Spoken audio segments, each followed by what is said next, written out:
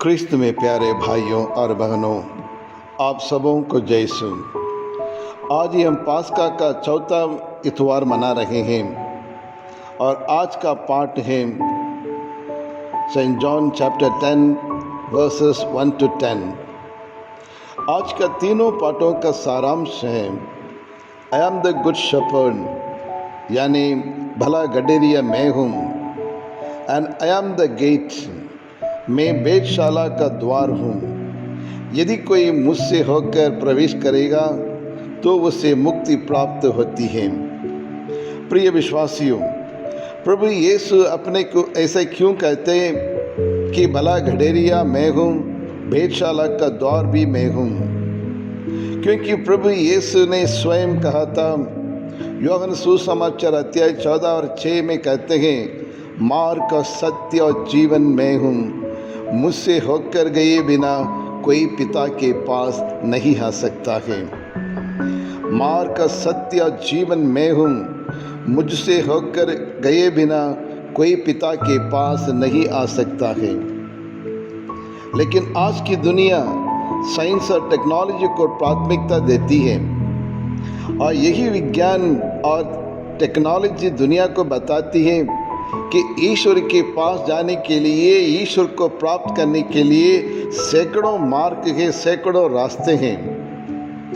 आज अनेक धर्म भी यही सिखाता है, there are millions of ways to reach God, यानी लाखों मार्ग हैं और ईश्वर के पास जाने के लिए और ईश्वर को पाने के लिए। उदाहरण के लिए भक्ति, श्रद्धा, योगा, मेडिटेशन, तपस्या, कठोर उपवास, व्रत और सेवा सत्कार्य आदि।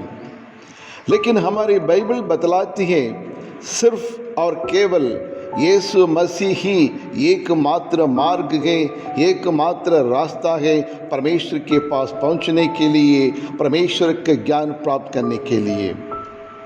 पुराने विधान में परमेश्वर स्वयं एक भले गडेरे के रूप में इज़राइली लोगों को मार्गदर्शन दिखाए और उन्हें संभालते थे।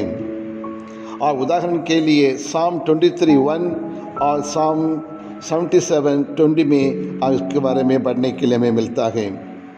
उत्पत्ति ग्रंथ अध्याय 6 में हमें यह देखने को मिलता है कि ईश्वर ने नूह से कहा, जल प्रलय आने से पहले गोफर वृक्ष की लकड़ी का पोत बना लो। और नूह ने और एक बड़ा साइज का पोत बनाया था, बल्कि उसमें एक ही द्वार था।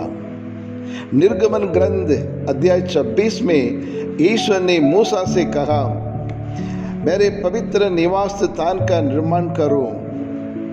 और मूसा ने वैसा ही किया और उसमें भी और एक ही द्वार था।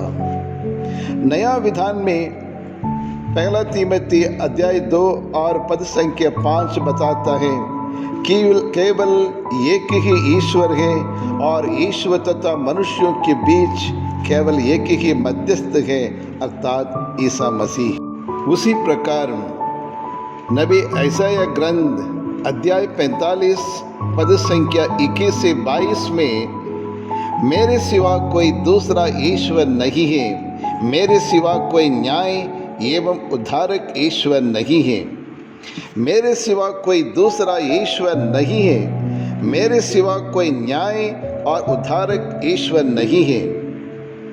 ईश्वर वेधशाला का द्वार से होकर जाने के लिए क्यों कहते हैं?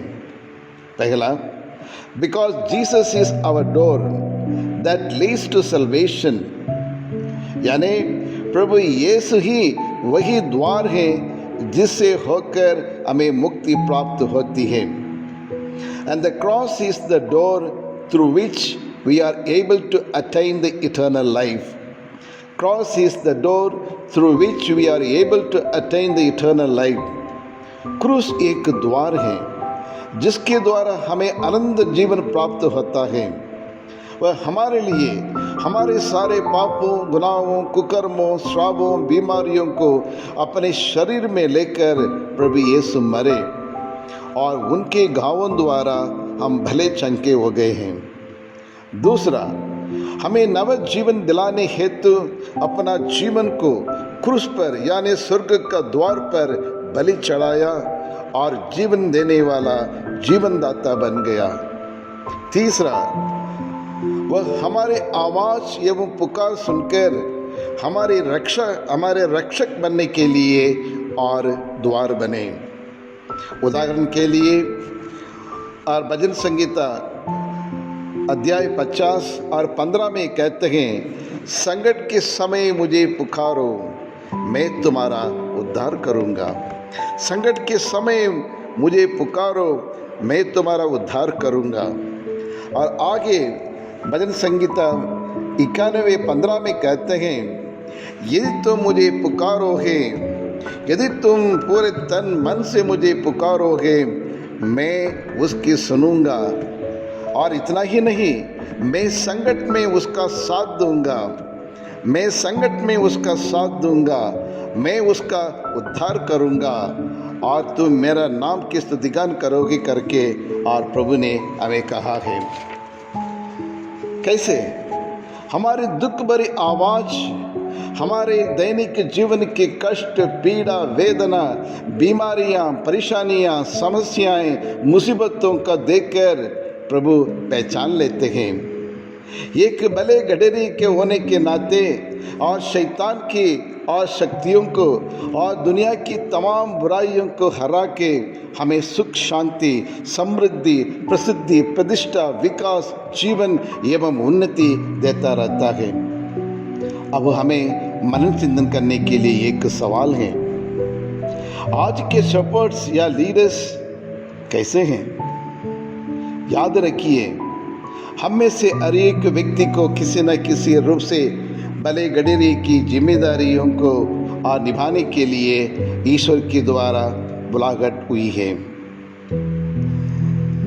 चाहे परिवार की क्यों ना हो, शिक्षक शिक्षिकाओं की क्यों ना हो, मिशन कार्य क्यों ना हो, चर्च का लीडर क्यों ना हो, ऑफिसर कर्मचारी क्यों ना हो, कलीसिया के सदस्य क्यों ना हो, देश के नेता क्यों ना हो, डॉक्टर और नर्सेस क्यों ना हो, पति पत्नी क्यों ना हो और युवा युवतियाँ क्यों ना हो, क्या हम हमारे प्रभु यीशु के समान अपनी जिम्मेदारियों को, कर्तव्यों को एक भले गडरी के समान ईमानदार से निभाते हैं? इस सवाल का जवाब क्या है? लेकिन आज हमारे वास्तविकता और कुछ है। आज हमारे बीच में पद को लेकर प्रमोशन के लिए लड़ाई झगड़े करते रहते हैं, आपस में मनमुटाव रखते हैं, पक्षपात करते हैं और रंजिश और बदले की भावना, स्वार्थ, बेईमान और जाति, धर्म और संस्कृति एवं भाषाओं को लेकर आपस में फूट पड़ता है और एक दूसरे का नाम को बदनाम करते हैं। अनैतिकता, अन्याय अपनी चरम सीमा में पहुंच गई है।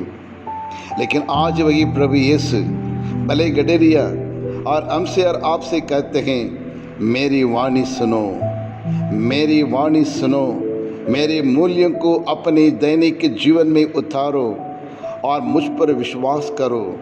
धनवान नहीं, धर्मी बनो, भले गडरिया बनो और द्वार बनो। हम प्रार्थना करें। हे सर्वशक्तिमान प्रभु, हम आपको तहे दिल से धन्यवाद देते हैं, क्योंकि आप ही हमारा जीवन तथा हमारे परिवार एवं कलीसिया का भला गडरिया है। आज तक हमें संभालते आए हैं, दुख संकट में साथ दिया है, विपरीत परिस्थिति में हमारी रक्षा की है और सही मार्ग पर हमें अगुवाई की है। आगे भी तेरी आशीष एवं वरदान हम मांगते हैं प्रभु, ताकि हमारे दैनिक जीवन, हमारे पारिवारिक जीवन और हमेशा आप में निर्भर करें और जो मार्ग आप बताते हैं उसी मार्ग पर चलने के लिए हमें दृढ़ विश्वास हमें प्रदान करें। यही प्रार्थना करते हैं हमारे प्रभु यीशु क्रिस्त के द्वारा। आमीन।